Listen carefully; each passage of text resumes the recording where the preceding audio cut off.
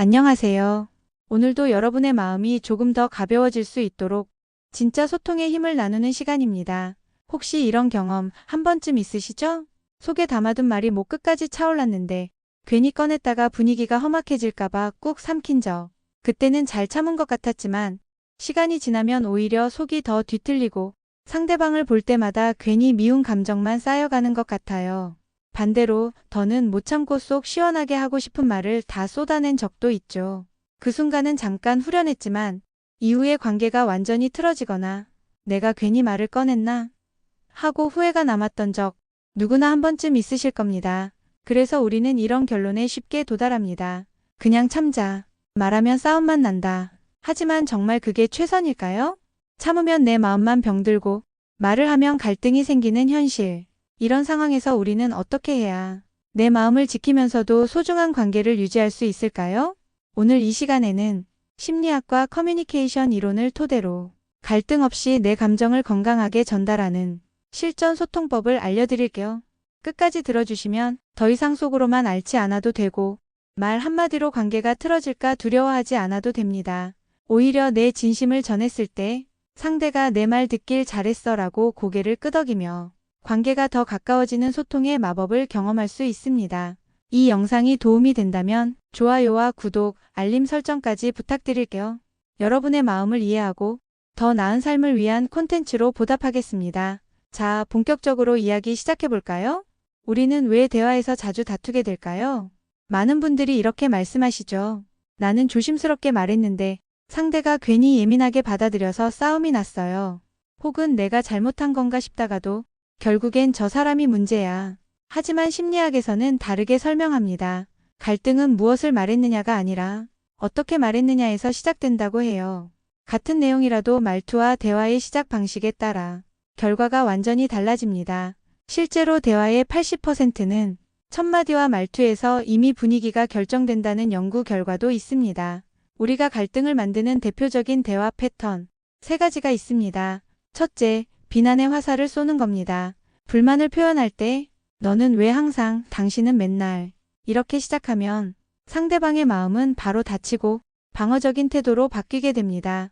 둘째, 감정이 앞서면 이성은 사라집니다. 감정이 폭발한 상태에서는 아무리 논리적으로 말해도 소용이 없어요. 뇌의 이성적 사고가 잠시 멈추고 감정만 앞서게 되죠. 셋째, 이기려는 마음이 갈등을 키웁니다. 내가 옳다는 생각에 사로잡히면 우리는 상대를 이기려 들고 상대 역시 나를 공격하게 됩니다. 결국 누가 이겨도 남는 건 후회뿐이죠. 실제로 미국의 커뮤니케이션 연구팀이 커플과 친구 그룹을 대상으로 실험한 결과 비난이 섞인 대화를 나누면 뇌의 이성적 활동이 급격히 저하되고 상대방은 이해하려는 능력을 잃고 오로지 방어와 반격에 집중하게 된다는 사실이 밝혀졌습니다. 예를 들어볼게요. 민정 씨는 남편에게 매일 잔소리를 했습니다. 당신은 왜 이렇게 말을 못 알아들어? 왜 치우라고 하면 항상 안 치워? 처음에는 남편이 무덤덤했지만 결국 어느 날 너나 잘해 이렇게 말하며 서로 입을 닫았고 대화는 점점 멀어졌습니다. 둘 사이의 벽은 점점 두꺼워졌죠. 이처럼 싸움은 말의 내용이 아니라 어떤 말투로 어떤 마음으로 시작했는가. 여기서 이미 결과가 갈립니다. 그렇다면 이제 정말 중요한 질문이 남습니다. 싸우지 않고 내 할 말을 다 하려면 어떻게 해야 할까요? 정답은 단 하나, 이해입니다. 내가 옳다는 걸 증명하려는 게 아니라 상대의 입장도 이해하고 내 감정도 이해받는 것. 무엇보다 중요한 건 내 마음을 내가 먼저 이해하는 거예요.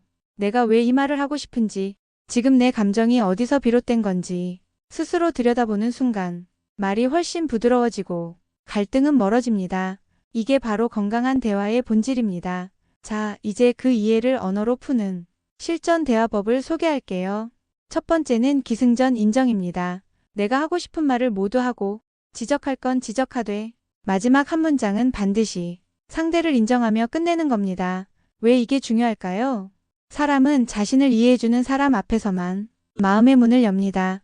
100번 옳은 말을 해도 그 속에 인정이 한마디도 없다면 상대는 내가 틀렸다고 하네라고 느끼며 마음을 닫아버립니다. 반대로 조금 부족한 말이라도 그래도 당신도 애썼어요. 이 한마디가 들어가면 상대의 표정이 풀리고 마음이 열립니다. 실제 사례를 들어볼게요. 경희 씨는 남편이 늘 늦게 들어오는 게 불만이었습니다. 참다. 당신은 왜 이렇게 집에 늦게 와? 내가 얼마나 기다리는 줄 알아? 라고 말했더니 남편은 오히려 방어적으로 내가 일부러 그러는 줄 알아? 라고 받아쳤고 그날 이후 냉전이 시작됐죠. 며칠 후 경희 씨는 같은 말을 이렇게 바꿨습니다. 당신이 바쁜 건 알지만 기다리는 제 입장에서는 좀 서운했어요. 다음부터는 조금만 일찍 와줄 수 있을까요? 남편의 표정이 달라졌고 그날 저녁 남편이 먼저 꽃 한 송이를 들고 들어왔습니다. 이 차이는 마지막 인정 한마디에서 비롯된 겁니다. 동양 고전에서도 이런 지혜가 전해집니다. 사람을 다스리려 하지 말고 그 마음을 먼저 헤아려라. 사람은 존중받는다고 느낄 때 스스로 변하려는 힘을 냅니다. 억지로 밀어붙여서는 진짜 변화가 일어나지 않습니다. 실전에서 바로 쓸 수 있는 인정 대화 예시도 알려드릴게요. 저는 이런 부분이 조금 아쉬웠어요. 하지만 당신이 좋은 마음으로 한 건 저도 잘 알고 있습니다. 당신이 나름대로 애쓴 건 알지만 그 안에 제 입장이 없었다는 게 서운했어요. 이렇게 말하면 상대는 방어하지 않고 오히려 내 입장에 귀를 기울이게 됩니다. 비난이 아니라 사실과 이해, 그리고 존중을 담았기 때문이죠. 말의 끝을 인정으로 마무리하면 어떤 상황에서도 다툼은 시작되지 않습니다. 오히려 상대는 나를 다시 보게 되고 관계는 더 깊어집니다. 비난으로 끝내면 불편함이 남고 인정으로 끝내면 고마움이 남습니다. 여러분, 진짜 중요한 건 단 한 가지입니다. 상대방의 잘못을 지적하려는 마음으로 말을 시작하면 대화는 쉽게 다툼으로 번집니다. 하지만 내 마음을 솔직하게 꺼내보겠다는 태도로 다가가면 상대는 방어가 아니라 공감으로 반응하게 됩니다. 지적은 사람을 움츠러들게 만들지만 진심 어린 고백은 마음의 문을 열게 하죠. 이번 시간에는 대화가 끊기지 않고 자연스럽게 이어질 수 있는 마법 같은 방법을 알려드릴게요. 바로 질문형 끝맺음입니다. 이 작은 변화가 상대가 도망가지 않고 오히려 대화에 더 깊이 참여하게 만드는 힘이 됩니다. 혹시 이런 경험 있으신가요?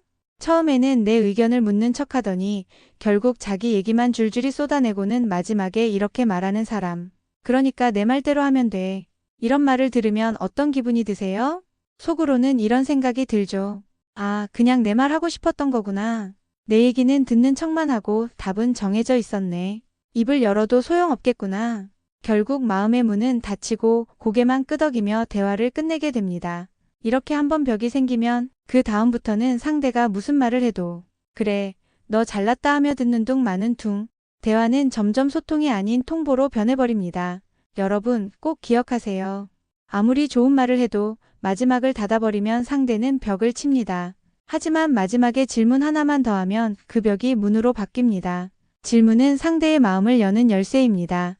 고대 철학자 소크라테스는 질문은 영혼을 깨우는 도구다라고 말했습니다. 질문을 던지는 순간 상대는 스스로 생각하기 시작합니다.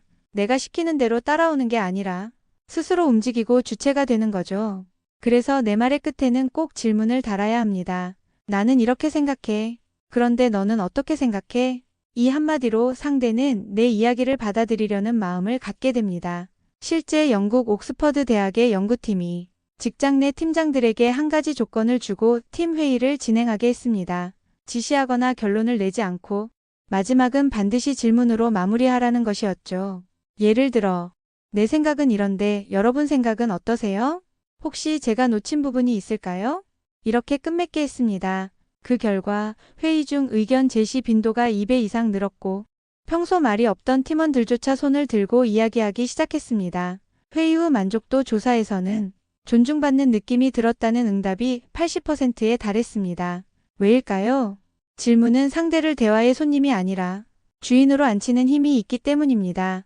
그래서 여러분도 내 말의 끝에 이런 질문을 한마디 더 해보세요. 제 생각은 이런데 당신은 어떻게 보세요? 혹시 다른 의견이 있으면 알려주세요. 제가 너무 제 입장에서만 말했나요? 당신 생각도 궁금해요. 이 상황을 당신이라면 어떻게 풀었을까요? 내가 몰랐던 부분이 있다면 이야기해주세요. 질문형 끝맺음은 상대에게 공을 넘기는 행위입니다. 내가 다 정리해서 마침표를 찍는 게 아니라 상대가 스스로 참여하도록 물음표로 끝내는 것. 이 작은 물음표 하나가 관계의 온도를 완전히 바꿔놓습니다. 여러분, 말은 닫지 마세요. 마지막에 한 번 더 물어보세요.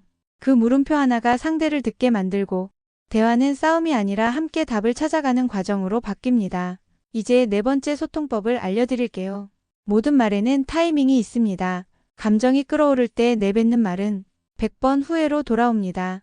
현명한 사람들은 그 순간 멈추는 법을 알고 있습니다. 바로 시간차 전략입니다. 여러분, 화가 치밀어 오를 때 입을 열면 어떻게 될까요?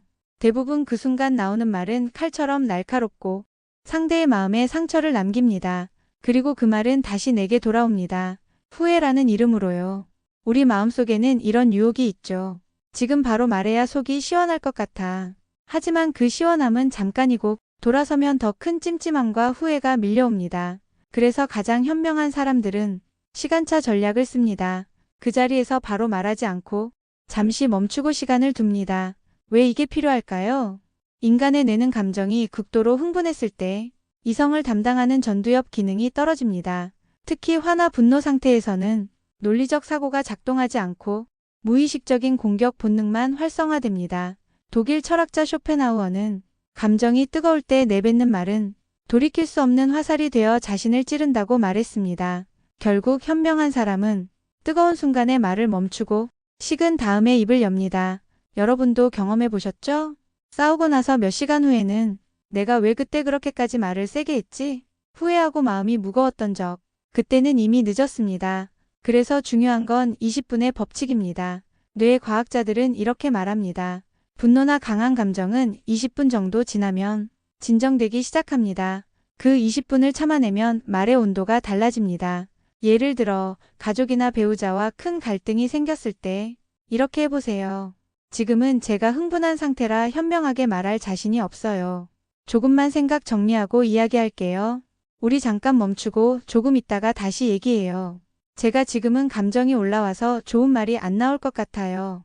조금만 시간을 주세요. 이 한마디로 불붙을 상황이 스르르 진정됩니다. 상대도 잠시 숨을 고를 시간이 생기죠. 그리고 나서 다시 말하면 같은 내용이라도 말투가 부드러워지고 상대도 받아들이는 자세가 달라집니다. 시간차 전략은 도망이 아닙니다. 내가 감정의 폭발을 조절할 줄 아는 강함입니다. 여러분, 화가 나서 입이 열리려는 순간 스스로에게 이렇게 물어보세요. 지금 말해도 후회 안 할까? 지금 이 말은 상대를 위한 걸까? 내 감정풀이일까? 20분만 참으면 더 나은 말이 나오지 않을까? 잠시 멈추고 돌아서면 상황이 다르게 보입니다. 그때 말하는 한마디는 싸움이 아니라 대화가 됩니다. 이제 여러분께 꼭 알려드리고 싶은 마지막 두 가지가 남았습니다.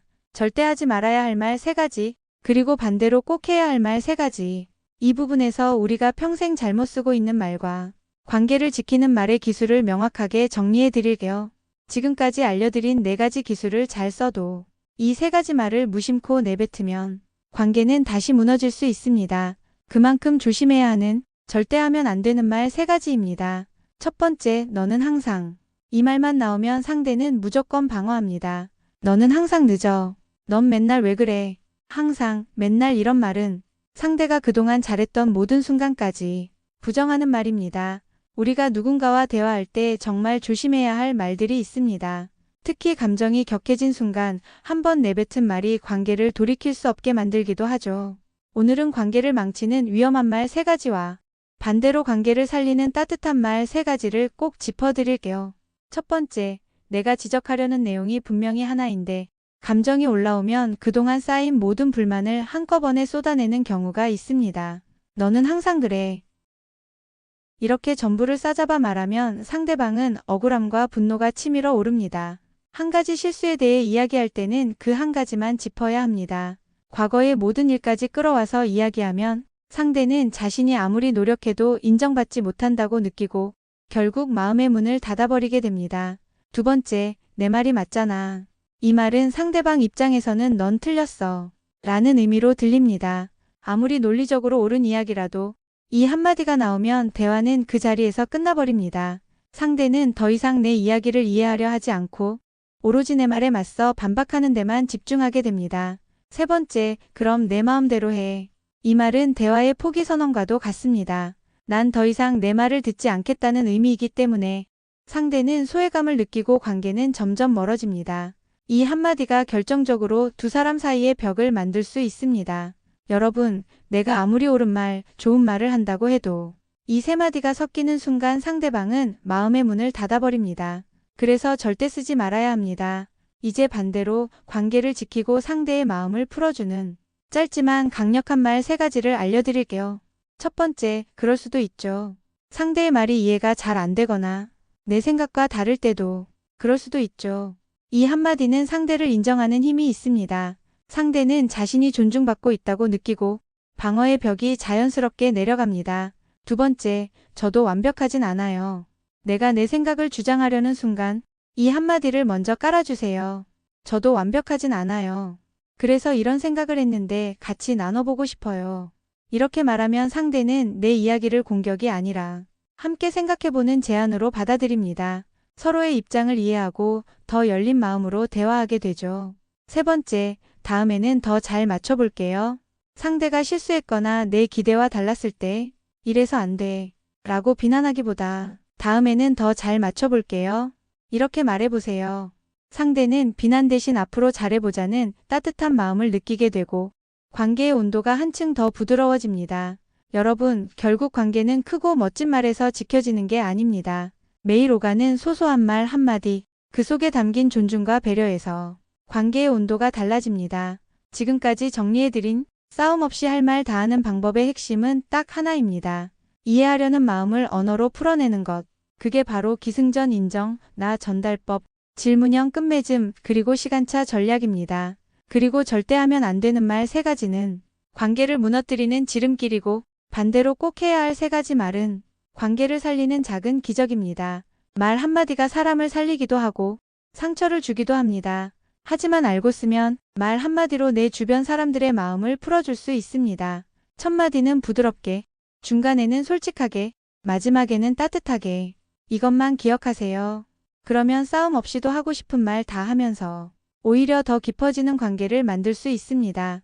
오늘 알려드린 이 방법 꼭 실천해 보시고 여러분의 인간관계가 더 평화롭고 따뜻해지길 바랍니다. 항상 여러분 곁에서 응원하겠습니다. 감사합니다. 오늘 영상을 보며 여러분은 어떤 생각이 드셨나요? 여러분의 경험과 생각을 댓글로 나눠주세요. 여러분의 이야기가 누군가에게 큰 위로와 깨달음이 될 수 있습니다. 오늘 영상이 도움이 되셨다면 소중한 분들께 공유해 주시고 구독과 좋아요로 저를 응원해 주세요. 여러분과의 소중한 연결이 저에게 큰 힘이 됩니다. 오늘도 행복한 하루 보내세요.